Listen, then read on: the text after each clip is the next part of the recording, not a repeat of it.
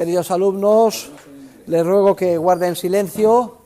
Vamos a concentrarnos en lo que tenemos que hacer, que es explicar el epígrafe 10 del tema 4, que tomen buena nota. Les voy a preguntar en el examen final. Se titula El método de la economía política y está descrito en el libro de texto en las páginas 62 a la 85 de la acción humana de Mises. Lo que pasa es que yo lo explico de una manera más sintética y con gráficos para facilitarles a ustedes la correspondiente comprensión. Entonces, como siempre, les tengo que dar la oportunidad para que si tienen alguna pregunta me la hagan, pero les rogaría que lo dejen para la semana que viene porque quiero terminar todo el tema de metodología de una manera integrada. Entonces, si tienen alguna pregunta, me la hacen la semana que viene. Sí, díganme, sí. El epígrafe 10 del tema 4 es, y las páginas son las que dice debajo, dice memorizar. El epígrafe 10, páginas 62 a 85 de Mises. Lo dice debajo, siempre después de cada día. Esto está en el tema 4, en la página 9, aunque ustedes ya saben que van leyendo por el miércoles 23, ¿de acuerdo? Que es hoy, lo que dice el miércoles 23, ¿vale? Bueno, pues vamos a empezar, por favor, les rogaría la máxima atención. Entonces, en vista de todo lo que hemos visto juntos ayer, incidiendo en la separación entre dos tipos radicalmente distintos de ciencias, las ciencias de la naturaleza y las ciencias de la acción humana, vamos ahora a profundizar un poquito más y a ver con más detalle cómo se debe de investigar en el ámbito de la economía, cuál debe de ser el método de la economía política. Entonces, el punto de partida, la idea esencial de partida es que en cuanto a teoría económica, recuerden que decíamos que el conocimiento adecuado de la realidad exigía de dos disciplinas igualmente importantes, pero que debemos de separarlas claramente. Por un lado, la teoría económica, que es el estudio formal y abstracto de las leyes que informan la cooperación social, y por otro lado la historia, que decíamos que era el estudio de la materia, forma-materia, la distinción epistemológica clave desde Aristóteles, el estudio de la materia concreta en la que se plasman los hechos relacionados con la acción humana del pasado. Pues en cuanto a teoría económica, ¿cuál es el método adecuado para la teoría económica, para la ciencia económica formal? Pues básicamente se basa en dos ideas esenciales. Por un lado, es un método a priorístico y deductivo. Enseguida vamos a ver qué queremos decir con esto. Y en segundo lugar, ese método de investigación a priorístico y deductivo debe llevarse a cabo siempre entendiendo muy bien cuáles son las relaciones correctas o adecuadas que hay entre el campo de la historia y el campo de la ciencia y el campo de la teoría.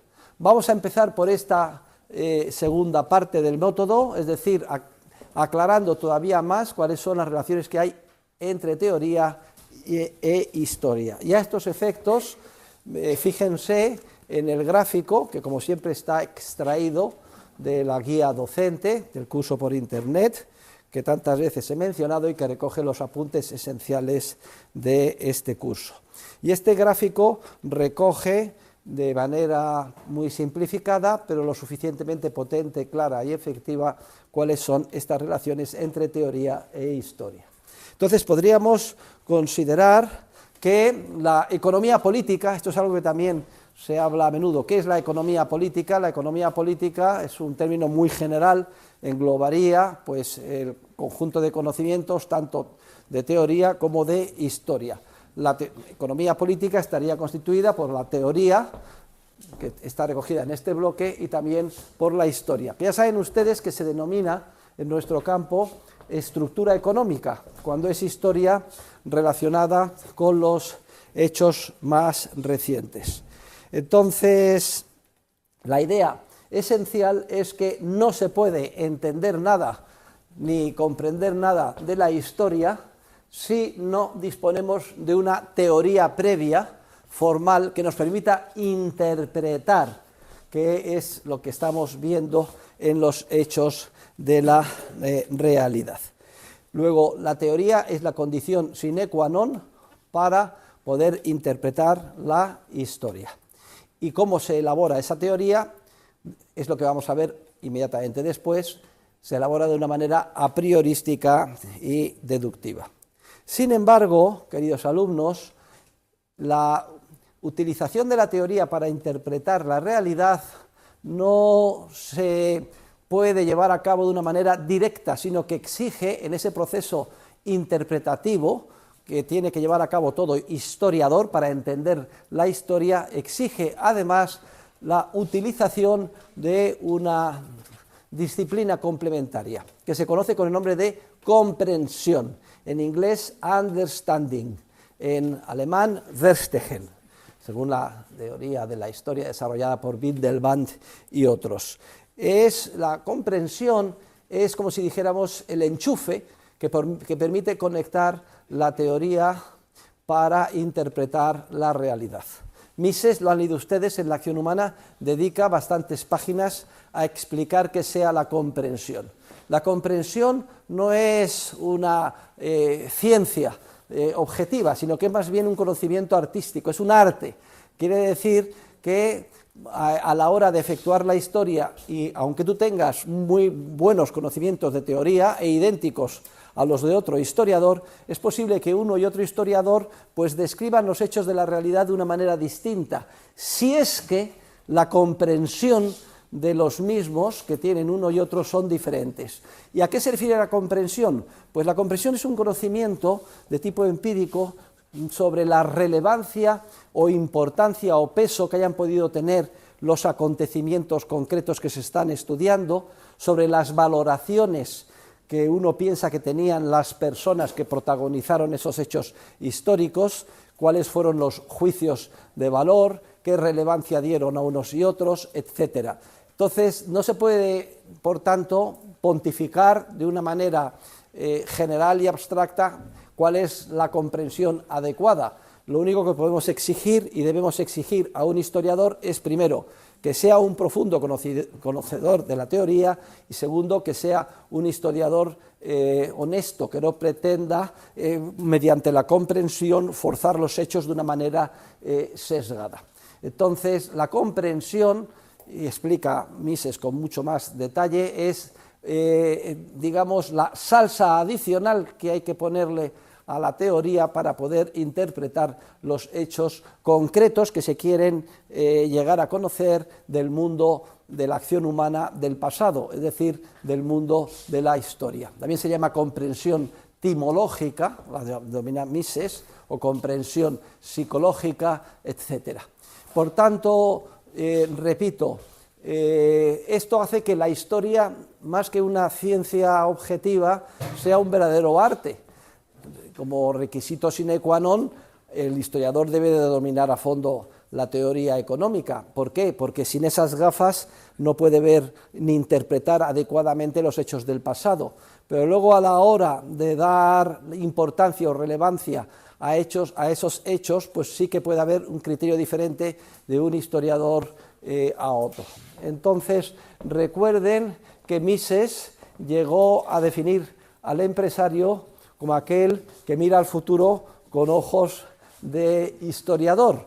Pues yo, parafraseando Mises, pero al revés, defino el historiador como aquel que mira al pasado con ojos de empresario.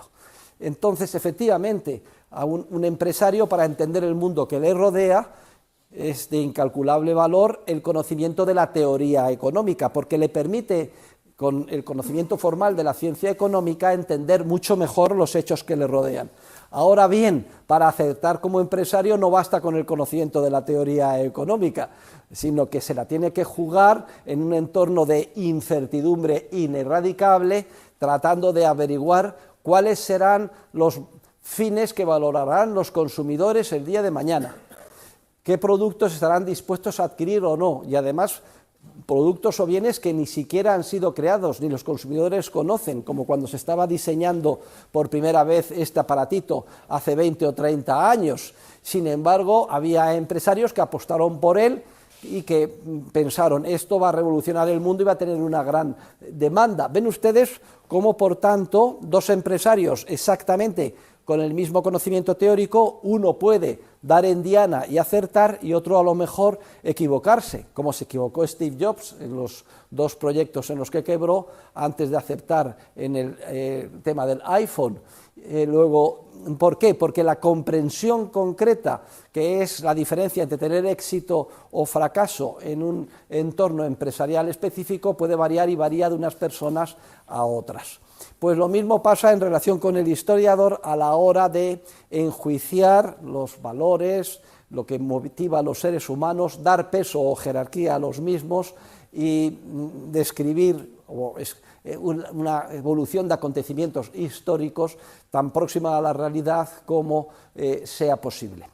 Muy bien, pues esto es el primer paso, que la primera es la teoría, que con la teoría y añadiendo la comprensión somos capaces de entender la historia. Pero no cometamos el error gravísimo de confundir teoría e historia, y mucho menos cometamos el error de pensar que de la historia, de la mera recopilación de datos históricos, se puede extraer algún conocimiento de tipo teórico. Tal cosa es imposible. Al final lo que hace el puramente empirista, que piensa que extrayendo lo que ellos llaman la evidencia empírica se puede llegar a conocer algo, al final, como es imposible conocer nada sin una teoría previa, lo que está haciendo es, de manera subrepticia y debajo de la mesa, utilizando teorías, la mayor parte de las veces porque están ocultas, falaces o contradictorias, y de ahí pues cualquier cosa que salga es posible. Seamos claros, el primer paso, como Mises reconoció después del error de su primer libro, es ser unos buenos teóricos, porque es la condición sine qua non o imprescindible para poder interpretar los hechos de la historia. Ahora bien, hay un feedback o retroalimentación, porque una vez que con la teoría y nuestra comprensión hemos llegado a entender el mundo que nos rodea en términos empíricos, hemos llegado a comprender la historia o la historia reciente, la economía de esta mañana, la semana pasada, etcétera. Una vez que tal cosa ha sido posible, hay una retroalimentación o un feedback. No es que de la historia se extraigan teorías, sino que el investigador se da cuenta de que existen determinados hechos que son más relevantes empíricamente o más urgentes o tienen una importancia por la razón que sea mayor para ser investigados. Luego, una vez que ya hemos sido capaces de interpretar el mundo que nos rodea en términos empíricos, pues sí que podemos descubrir, anda, pues es relevante o importante o es más urgente estudiar pues el desempleo en estas circunstancias en España, etcétera. De alguna forma orienta la tarea del teórico puro sobre cuáles son los ámbitos en los que con más urgencia debe desarrollar su labor científica.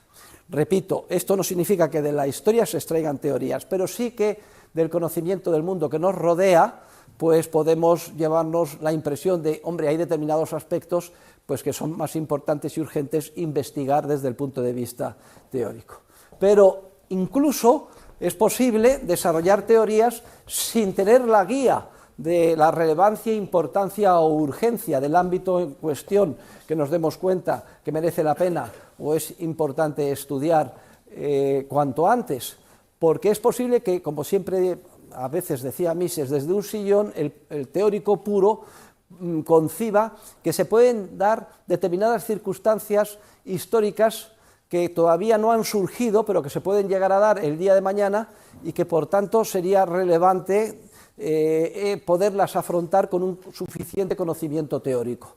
Y así, sin tener, como si dijéramos, el acicate de la urgencia de algún problema que observemos históricamente y podamos interpretar de que nos rodea, de estudiarlo desde el punto de vista teórico con mayor profundidad, sin tener ese acicate, es perfectamente posible que el teórico desarrolle una teoría, for the sake of it, por sus propios méritos, sin conexión ninguna de urgencia, porque no se haya dado ese campo en la realidad, en ningún caso, pero que él piense que sí que puede llegar a darse el día de mañana y puede llegar a ser relevante. Les pongo un ejemplo, Mises de 1912, la teoría del dinero y el crédito, pues se plantea, ¿y qué sucedería? Había entonces un patrón oro, si se abandonara el patrón oro y se sustituyera por dinero fiduciario e intervinieran los bancos centrales, todo eso no había sucedido entonces, pues se podría organizar una inflación muy grande, una gran distorsión de la economía real, errores masivos de inversión, profundas crisis económicas. Está el tío teorizando sobre circunstancias que todavía históricamente nos han dado, pero que pueden llegar a ser relevantes, y es lo que quiero señalar con esta flecha que cabe desde el sillón y sin que tengamos la urgencia descubierta por nuestro conocimiento histórico, desarrollar teorías que, aunque ahora nos parezcan que es simplemente un brindis al sol, porque tratan sobre eventos que no se han dado, sin embargo puedan llegar a ser muy relevantes el día de mañana, y en este sentido es muy importante que estemos preparados en la medida de lo posible teóricamente para afrontar esos hechos que pueden llegar a ser determinantes el día de mañana.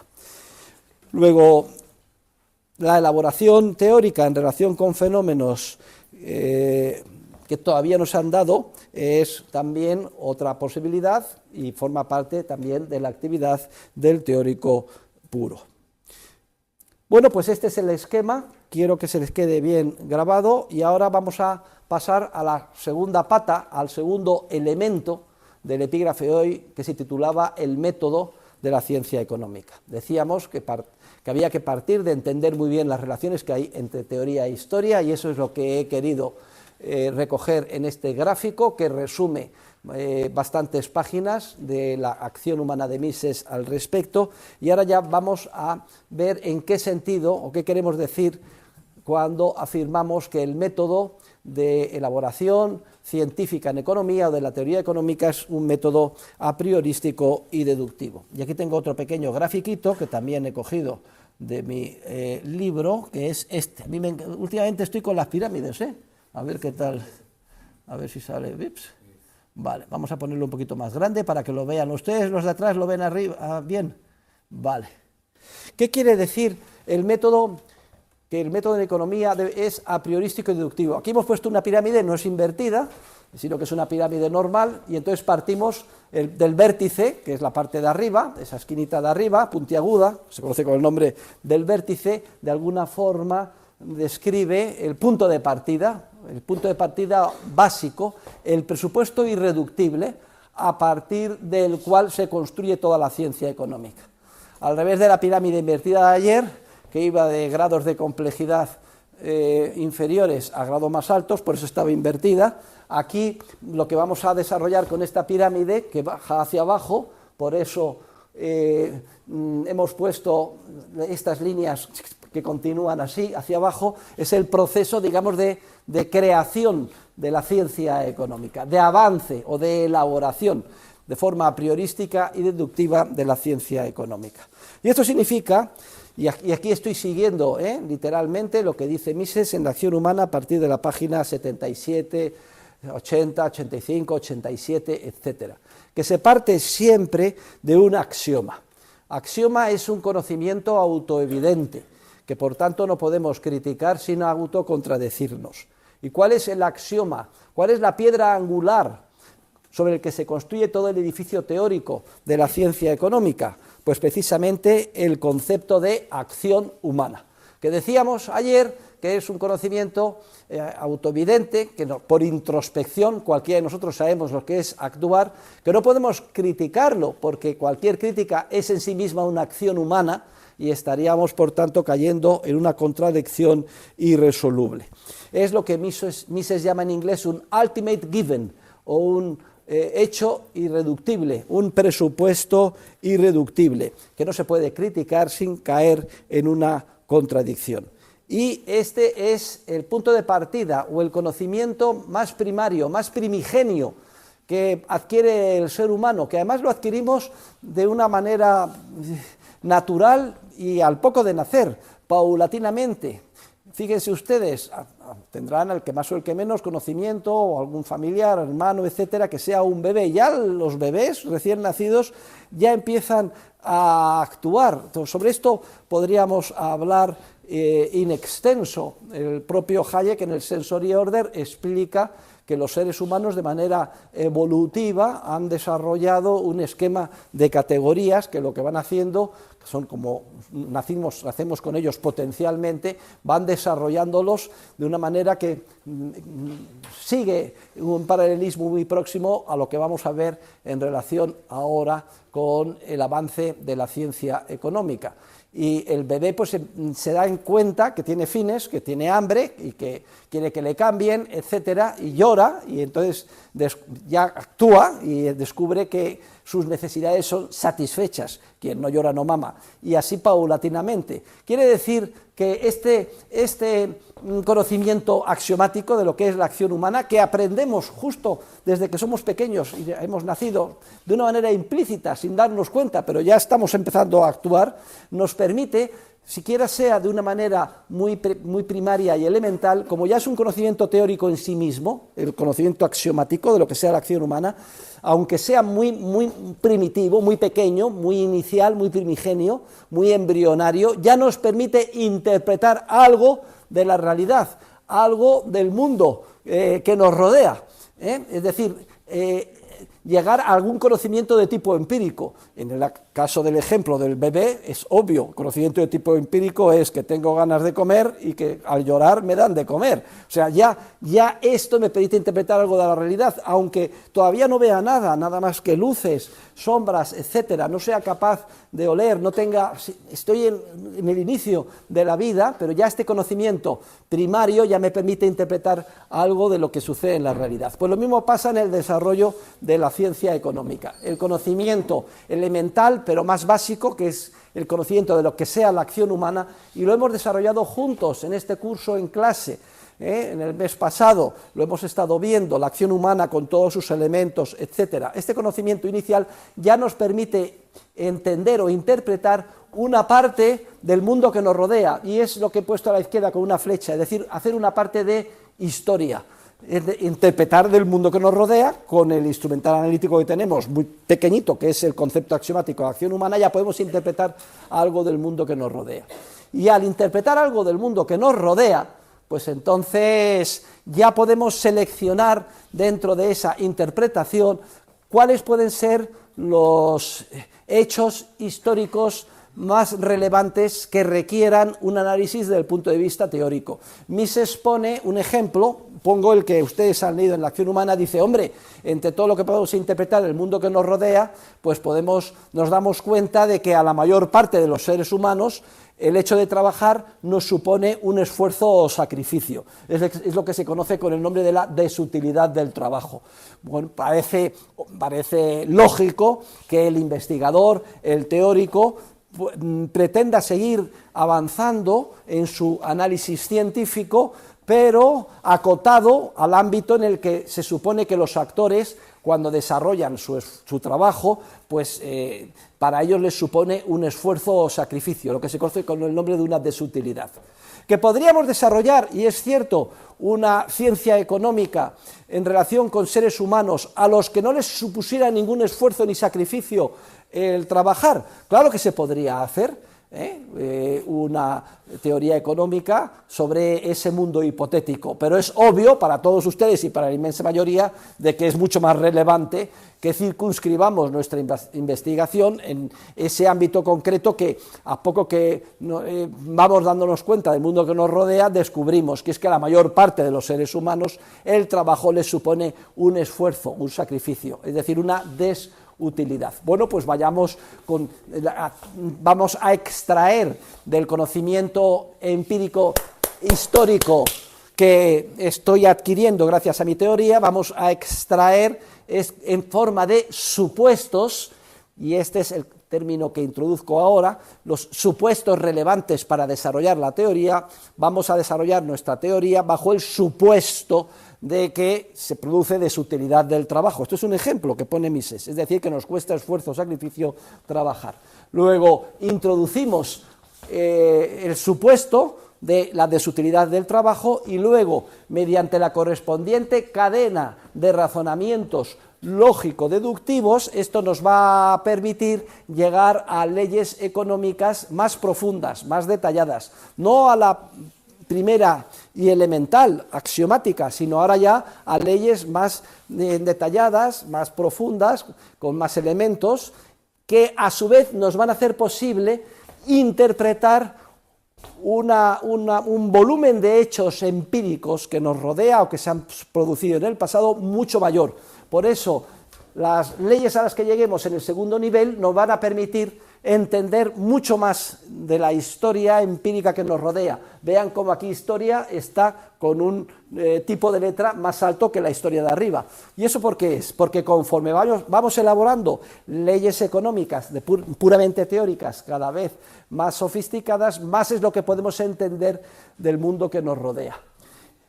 Entonces, esas leyes económicas más profundas nos permiten interpretar mucho más de la historia que nos rodea y a su vez acotar y decir, anda, pues venga, vamos a hacer una teoría económica en la que exista un medio de intercambio común y generalmente aceptado, es decir, en la que exista dinero, porque miramos alrededor y nos damos cuenta que casi todos los intercambios se efectúan utilizando dinero. Bueno, vamos a hacer toda una teoría monetaria, entonces damos un paso más y desarrollamos leyes económicas todavía más elaboradas mediante una serie de razonamientos lógico-deductivos que nos permiten interpretar mucho más del mundo que nos rodea ahora ya con toda una teoría económica, teoría monetaria de los intercambios monetarios.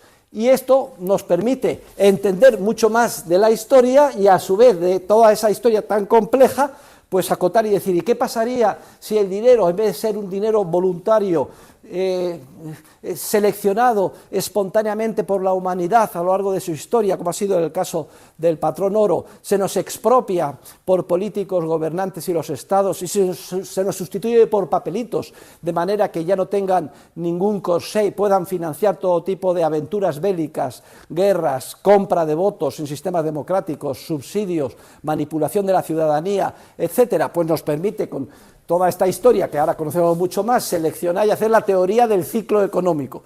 Y así sucesivamente, queridos alumnos, va ampliándose hacia abajo la pirámide del conocimiento científico, mediante la aplicación de este razonamiento a priorístico deductivo, a priorístico porque parte de un conocimiento a priori, que no es a posteriori, es el conocimiento axiomático de la acción humana, que se va consolidando conforme las leyes que vamos elaborando cada vez son más complejas y que se va acotando a los supuestos históricos que en cada nivel elegimos como los que consideramos más relevantes, que merece la pena investigar.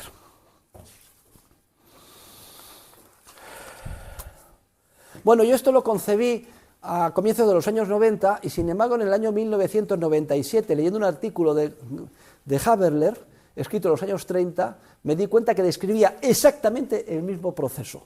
Y dije, anda, pues ha sido un descubrimiento hecho con total independencia, pero con una diferencia, que él lo hizo 60 años antes que yo, pero me puse muy contento. Yo me lo podría callar y decir, mire qué listo soy un genio. No, me puse muy contento. Aquí hay otra persona que se ha enfrentado a el mismo desafío, que es explicar cuál es el método adecuado de la ciencia económica, y lo describe perfectamente. Lo tienen ustedes este artículo, además en su versión inglesa, en los 3 volúmenes publicados, editados por Kirchner, sobre la tradición de la escuela austriaca, en William Pickering. Los tienen citados en varios de mis artículos.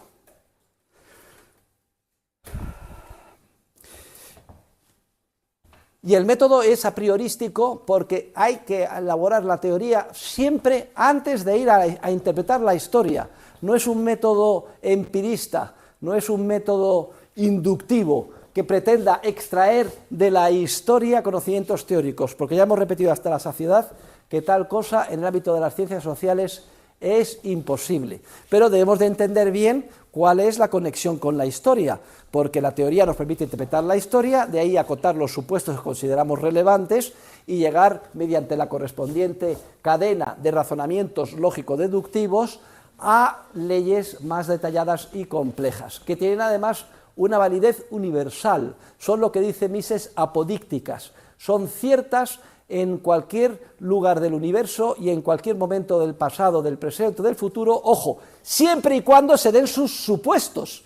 Esto es lo importante, porque las leyes están acotadas a los supuestos preseleccionados de la historia que previamente hemos podido entender gracias a las leyes teóricas previas, según este esquema piramidal de crecimiento de la ciencia económica hacia abajo o interpretado también, como estamos viendo ahora, hacia arriba.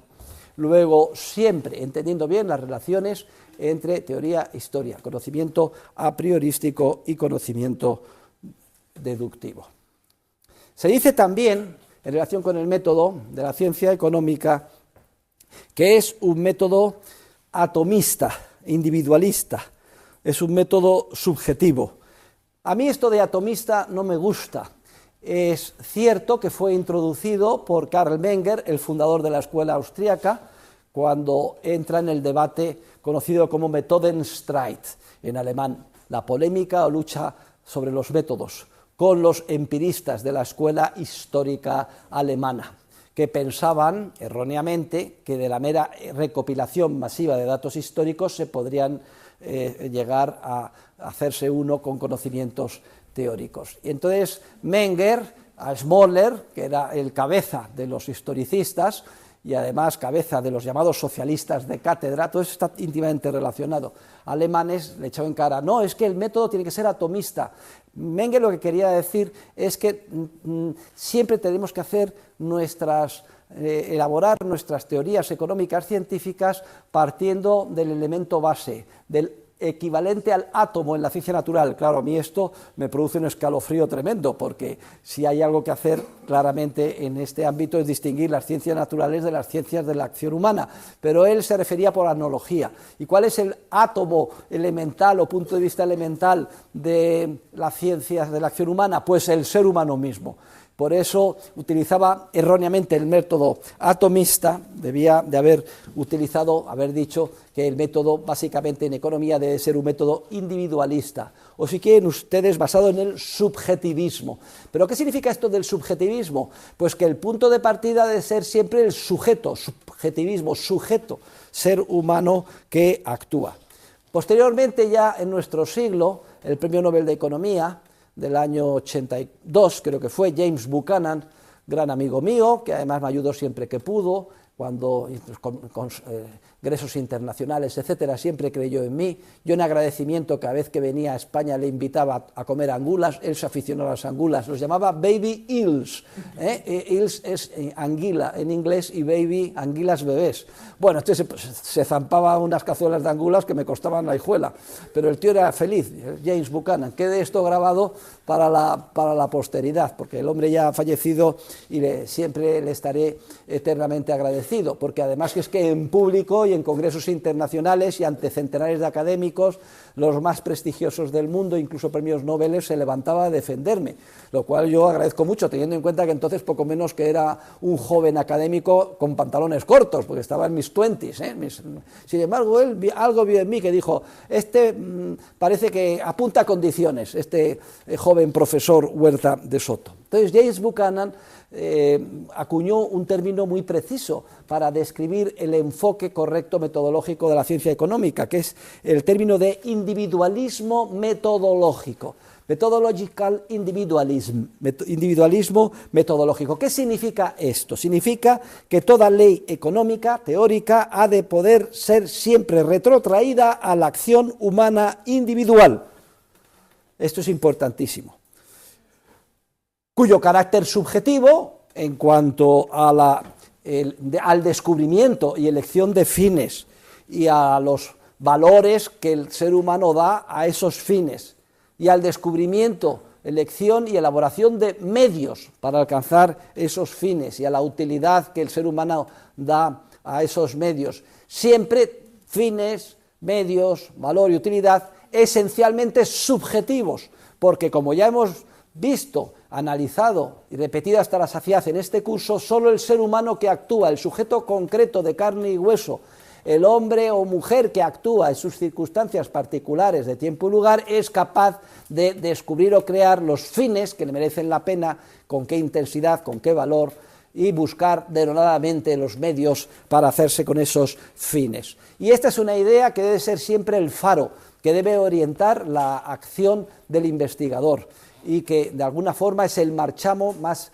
típico o característico de la metodología de la ciencia económica. Y es que el centro de todas las leyes económicas ha de ser el ser humano mismo, y no misteriosos conceptos que se supone que existen pero que carecen de realidad fáctica, como pueden ser los agregados, que si el nivel general de precios, que si la demanda agregada. No, señores, cualquier ley económica que no sea claramente retrotraíble a la acción humana individual es una ley económica seguramente falsa y además altamente peligrosa, que puede llevar al error.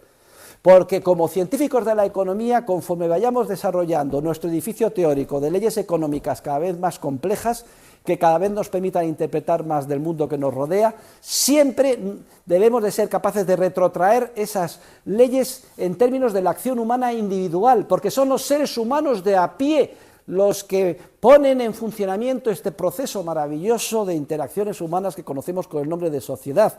Y la ciencia económica precisamente lo que estudia son las leyes de esos procesos económicos, o que informan los procesos de cooperación social, o que dan lugar a la sociedad. Y esto, queridos alumnos, hace que la ciencia económica sea la ciencia humanista por excelencia. Entre todas las ciencias, la ciencia económica, que es la más joven de todas las ciencias, es la más humanista. ¿Por qué? Porque su objeto de investigación es el ser humano que actúa.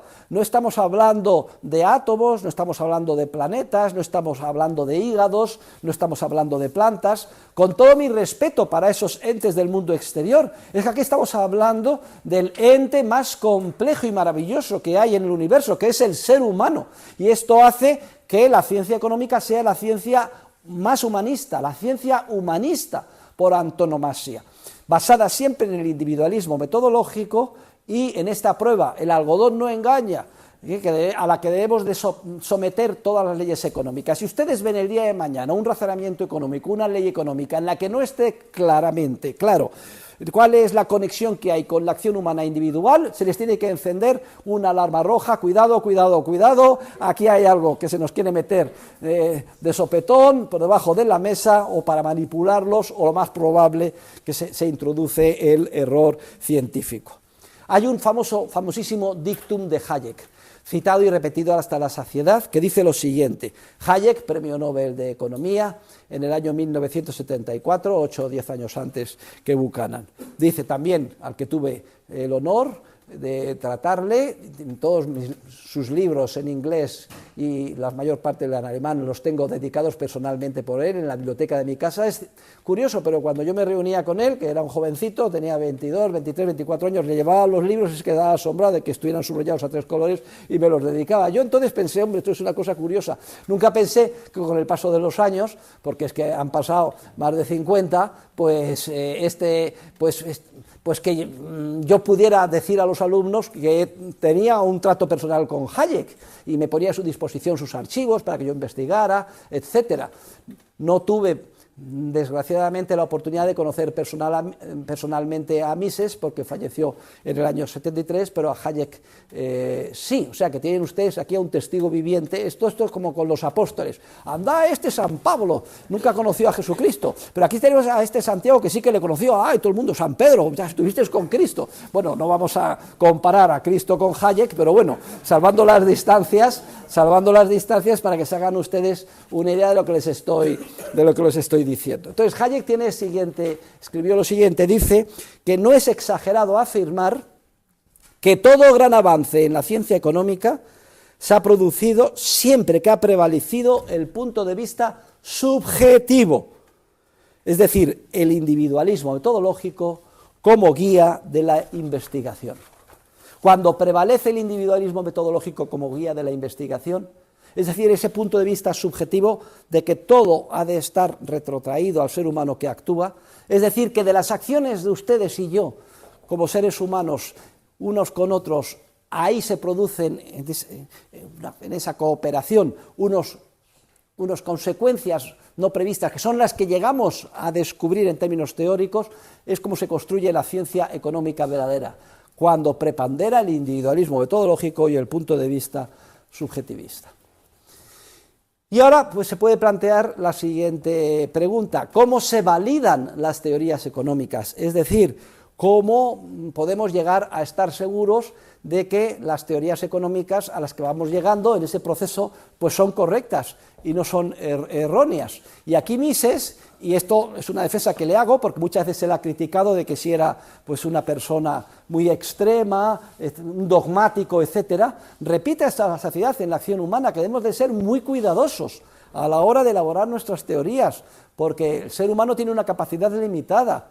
A poco que nos descuidemos podemos caer en el error sin darnos cuenta. Entonces, ¿cómo podemos llegar a validar las teorías que se elaboran mediante este procedimiento a priorístico y deductivo?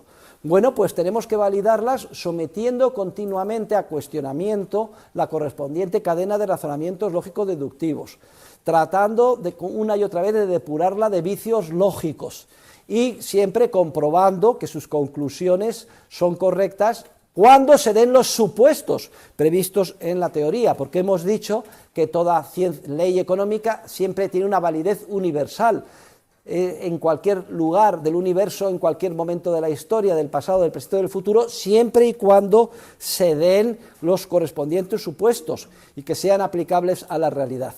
Lo que está claro es que el sistema alternativo, que vamos a comentar enseguida, de validar teorías por parte de los positivistas, no es utilizable. Ellos validan las teorías, dicen, ¿cómo se valida una teoría? Dicen, yendo a la realidad, extrayendo evidencia empírica y viendo si la evidencia empírica refuta o no tu teoría. Eso es un gravísimo error, es poner la casa al revés, como vamos a ver enseguida cuando critiquemos el positivismo. No cabe ir a la realidad a ver si la realidad confirma o no una teoría cuando no existe ninguna realidad al margen de la teoría. Necesitamos una teoría previa para interpretar los hechos de la realidad. El propio Popper, que fue un positivista, aunque digamos de última generación, decía all facts are theory laden. Todos los hechos de la realidad están cargados de teoría, no hay realidad al margen de la teoría. Entonces, si no podemos recurrir a la supuesta evidencia empírica, fíjense ustedes qué término ya sesgado que utilizan los enemigos, llaman evidencia. ¿Quién va a estar en contra de una cosa que es evidente? Llaman evidencia empírica. Oiga, eso de la evidencia empírica no existe, depende de cómo haya manipulado los datos o la teoría subrepticia que haya utilizado para interpretarlos. ¿Cuál es la alternativa, por tanto, si no podemos recurrir a la historia para refutar las teorías? Pues la alternativa, repito, es la continua depuración de vicios lógicos de nuestra cadena de razonamientos lógico-deductivos. Y luego, eso sí, comprobando continuamente que se dan los supuestos de la realidad.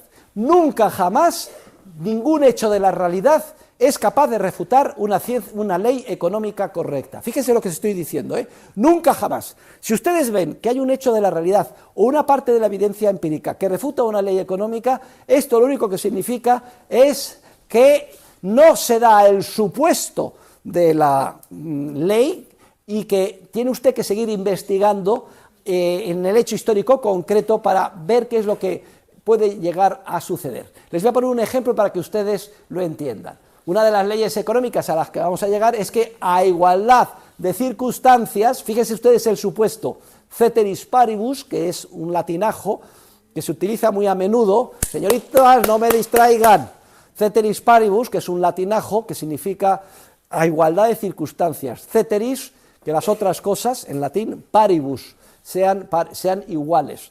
Esto se utiliza mucho en economía.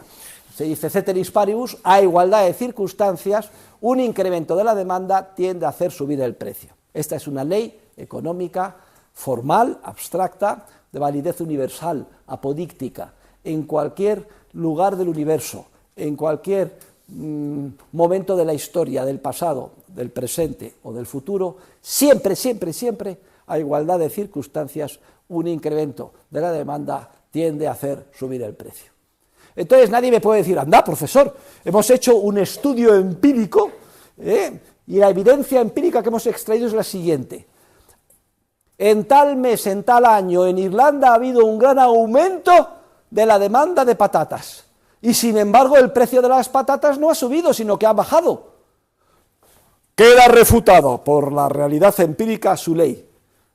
Tal cosa no es posible, porque las leyes económicas obtenidas por este procedimiento son apodícticas, una validez universal.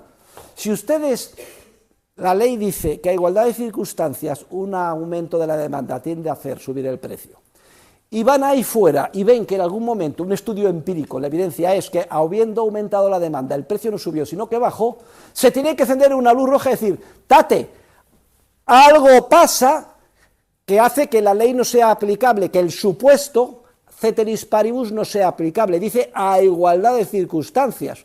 Y aquí resulta que habiendo aumentado la demanda, el precio no solo no ha subido, sino que ha bajado.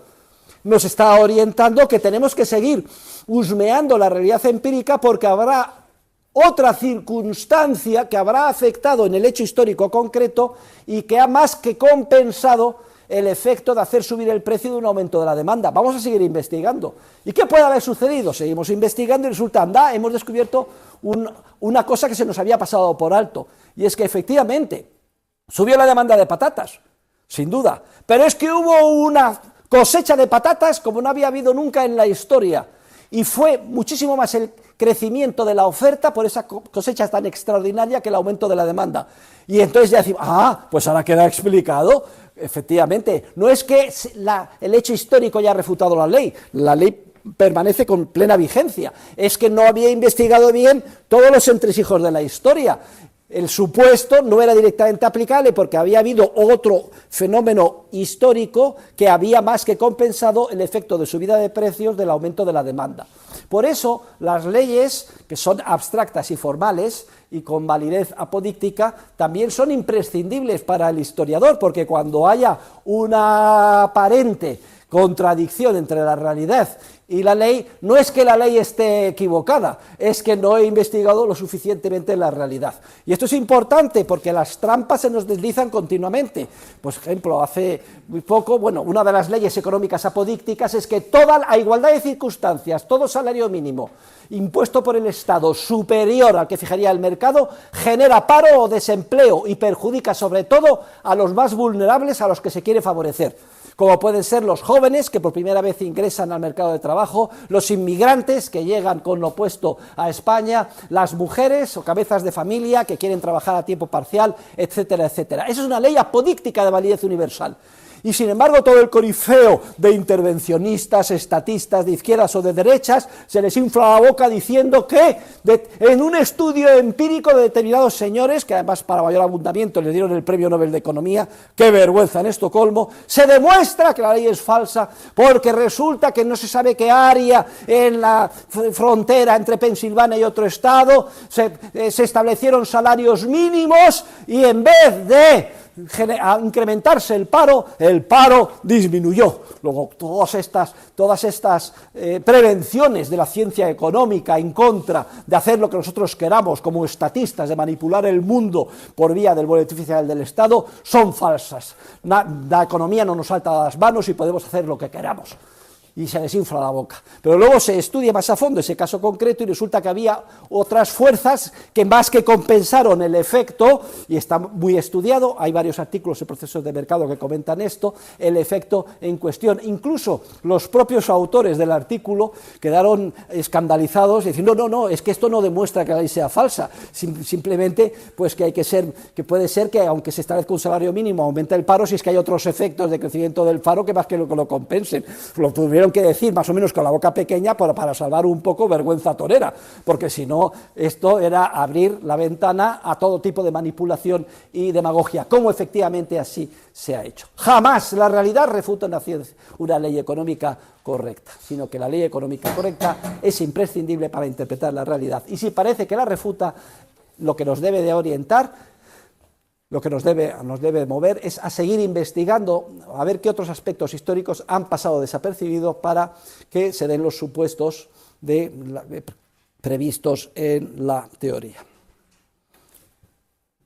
Bueno, pues esto es lo que querría decir sobre este epígrafe, lo amplían ustedes con todo lo que han leído en la acción humana, y ahora nos queda, si pasan al programa, el tema 5, la crítica del positivismo. Como esto a mí especialmente me pone cachondo desde el punto de vista intelectual, criticar a los positivistas. Mises tiene una anécdota muy graciosa, decía que el principal insulto a alguien era, este es un positivista. Hay la anécdota de que fue a un entierro de era un compromiso, un compañero de la universidad, y dijo, este es un positivista. Y el compañero dijo, bueno, pues que Mises diga de alguien que es un positivista es peor que si dijera que es un hijo puta, coño.